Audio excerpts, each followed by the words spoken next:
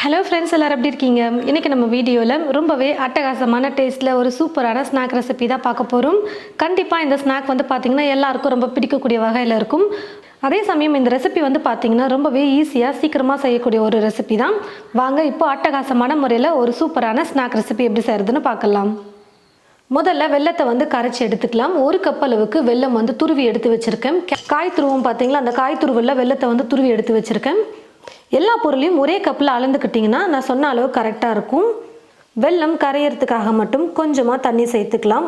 வெல்லத்தில் தூசி கல் அதிகமாக இருக்குன்றதுனால கரைச்சிட்டு வடிகட்டிட்டு சேர்த்துக்கலாம். நான் வந்து வெல்லத்தை கரைச்சி எடுத்துக்கிட்டேன். இப்போ ஒரு வடிகரண்டி வச்சு வடிகட்டி எடுத்துக்கலாம்.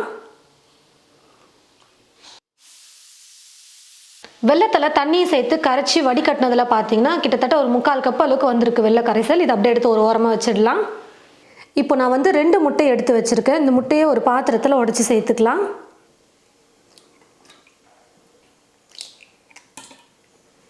இப்போ முட்டையை வந்து பார்த்தீங்கன்னா நல்லா நம்ம பீட் பண்ணி எடுத்துக்கலாம்.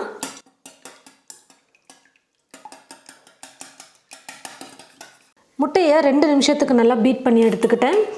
இப்போ இது கூட 1/2 கப் அளவுக்கு ரவையை சேர்த்துக்கிறேன். வறுத்த ரவை, வறுக்காத ரவை இது வேணால் நீங்கள் எடுத்துக்கோங்க. 1/2 கப் அளவுக்கு சேர்த்துக்கிறேன். ரவையை சேர்த்துட்டு நல்லா மிக்ஸ் பண்ணிக்கலாம். கூடவே வந்து பார்த்தீங்கன்னா மைதா மாவு சேர்த்துக்க போகிறேன். உங்களுக்கு மைதா மாவு பிடிக்கலைன்னா நீங்கள் கோதுமை மாவு கூட சேர்த்துக்கலாம். 1 கப் அளவுக்கு மைதா மாவு எடுத்துருக்கேன் நான். இப்போ இந்த மாவு கூடவே வந்து பார்த்தீங்கன்னா நம்ம கரைச்சி வடிகட்டி வச்சுருக்கிற இந்த வெள்ளை கரைசலை சேர்த்து மிக்ஸ் பண்ணிக்கலாம். ஃபஸ்ட்டு கொஞ்சமாக சேர்த்துக்கோங்க. கொஞ்சம் சேர்த்துட்டு கலந்து கொடுத்துட்டு அதுக்கப்புறம் மீதி சேர்த்துக்கலாம். ஏன்னா ரொம்ப தண்ணி அதிகமாகிடக்கூடாது. அதனால் வெள்ளை கரைசலை கொஞ்சம் கொஞ்சமாக சேர்த்துக்கலாம். கொஞ்சம் கூட உருண்டைகளே இல்லாத மாதிரி நல்லா நைஸாக மாவை வந்து கரைச்சி எடுத்துக்கணும். இப்போது மீதி இருக்கிற எல்லா வெள்ளை கரைசலையுமே நான் வந்து சேர்த்துக்கிறேன்.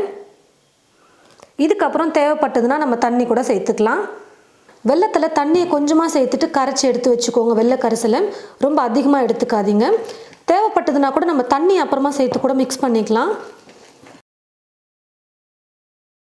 இப்போ வந்து பார்த்தீங்கன்னா கொஞ்சம் கெட்டியாக இருக்குது. தண்ணி கொஞ்சமாக சேர்த்து கரைச்சிக்கிறேன்.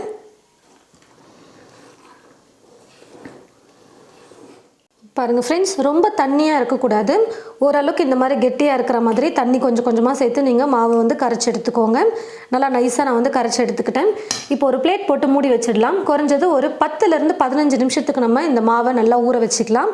ஏன்னு பார்த்தீங்கன்னா நம்ம ரவையை சேர்த்துருக்கோம். ரவை வந்து கொஞ்சம் ஊறினா தான் நல்லாயிருக்கும். ஒரு 15 நிமிஷம் நான் ஊற வச்சு எடுத்துக்கிறேன். 15 நிமிஷம் நான் வந்து நல்லா ஊற வச்சு எடுத்துக்கிட்டேன். ஃபஸ்ட்டு நம்ம ஊற வைக்கிறதுக்கு முன்னாடி இருந்ததை விட இப்போ கொஞ்சம் கெட்டியாகிட்டு வந்திருக்கு. இந்த அளவுக்கு இருந்தால் கரெக்டாக இருக்கும். ரொம்ப தண்ணியாகவும் இருக்கக்கூடாது, ரொம்ப கெட்டியாகவும் இருக்க வேணாம். இதுதான் கரெக்டான பதம். மாவு எடுத்து இப்படி கீழே விடும்பொழுது இந்த மாதிரி கெட்டியாக விழணும். இப்போ வந்து பார்த்தீங்கன்னா ஒரு சிட்டிகை அளவுக்கு நான் உப்பு சேர்த்துக்கிறேன். எந்த ஒரு இனிப்பு செய்கிறதா இருந்தாலும் கொஞ்சம் உப்பு சேர்த்து செய்யுங்க. நல்லா ஸ்வீட்டாக இருக்கும் ஸ்நாக்ஸ் சாப்பிட்றதுக்கு. 2 சிட்டிகை அளவுக்கு சோடா உப்பு சேர்த்துக்கிறேன். சோடா உப்பு பிடிக்கலைன்னா நீங்கள் ஸ்கிப் பண்ணிக்கலாம். சோடா உப்பு சேர்க்காமலும் செய்யலாம். சோடா உப்பு சேர்க்கும் பொழுது கொஞ்சம் நல்லா சாஃப்டாக இருக்கும், அதனால் நான் சேர்க்குறேன். 1/4 ஸ்பூன் அளவுக்கு ஏலக்காய் தூள் சேர்த்துக்கிறேன். கடைசியாக இது கூட ஒரு 3லேருந்து 4 ஸ்பூன் அளவுக்கு தேங்காய் துருவல் சேர்த்துக்கோங்க, கரெக்டாக இருக்கும். இப்போ எல்லாத்தையும் சேர்த்து நல்லா கலந்து கொடுத்துக்கலாம். உப்பு சோடா உப்பெல்லாம் நல்லா கரைஞ்சி வரணும். நல்லா மிக்ஸ் பண்ணிக்கோங்க. எல்லாத்தையும் சேர்த்து கலந்து கொடுத்தாச்சு. கரண்டில் எடுத்து இப்படி ஊற்றுறதுக்கு கரெக்டாக இருக்குது பாருங்கள். இதுதான் கரெக்டான கன்சிஸ்டன்சி. கடாயில் எண்ணெய் ஊற்றி வச்சுட்டேன். எண்ணெய் நல்லா காஞ்சிருச்சு.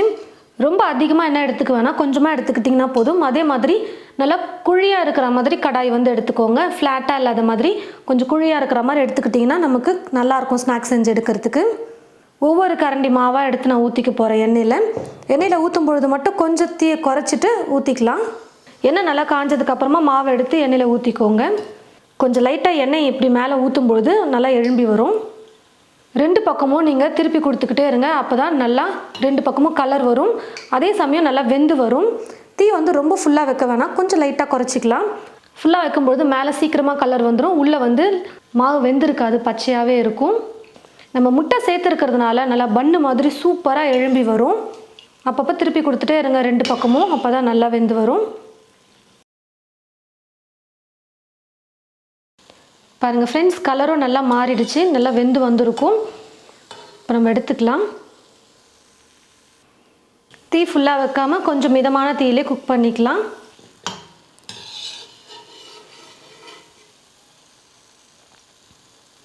பாருங்கள் ஃப்ரெண்ட்ஸ், நல்லா டேஸ்டியாக ஒரு சூப்பரான ஸ்நாக் வந்து நம்ம ரெடி பண்ணிட்டோம். நல்லா சாஃப்டாக பஞ்சு போல் இருக்கும். சுட சுட நீங்கள் இது போல் செஞ்சு கொடுத்தீங்கன்னா சாப்பிடவே அவ்வளோ சூப்பராக இருக்கும். பாருங்கள், நல்லா உள்ள சாஃப்டாக வந்து சூப்பராக வந்திருக்கு. தேங்காய், ஏலக்காய் அதெல்லாம் போட்டிருக்கிறதுனால சாப்பிடவே அவ்வளோ சூப்பராக நல்லா மணமாக இருக்குது. ரொம்ப ஈஸியான ஸ்நாக் தான். ஒரு 15லேருந்து 20 நிமிஷம் இருந்தால் போதும், நம்ம செஞ்சிடலாம். அதிக டைம் வந்து எடுக்க தேவையில்ல இந்த ஸ்நாக் செய்யறதுக்கு. எல்லாத்தையும் சேர்த்து மிக்ஸ் பண்ணிவிட்டு ஒரு 1/4 மணி நேரம் ஊற வச்சுட போகிறோம். அதுக்கப்புறம் எண்ணெயில் வந்து நம்ம பொரிச்சு எடுக்க போகிறோம். அவ்வளோதான். நீங்கள் உங்களுடைய வீட்டில் எந்த கப்பில் மைதா மாவு அளந்து எடுக்கிறீங்களோ அதே கப்பில் எல்லா பொருளையும் அளந்து எடுத்திங்கன்னா ஸ்நாக் வந்து கரெக்டாக வரும். கண்டிப்பாக ட்ரை பண்ணி பார்த்துட்டு எப்படி இருக்குன்னு மறக்காமல் கமெண்ட் பாக்ஸில் வந்து கமெண்ட் பண்ணுங்கள். இந்த வீடியோவை மற்றவங்களுக்கும் ஷேர் பண்ணுங்கள். இது போல் நிறைய ரெசிபீஸ் பார்க்க தமிழ் ஃபுட் மசாலா சேனலை மறக்காமல் சப்ஸ்கிரைப் பண்ணிக்கோங்க. கூடவே பக்கத்தில் இருக்கிற பெல் ஐக்கானை கிளிக் பண்ண மறந்துடாதீங்க. தேங்க்யூ.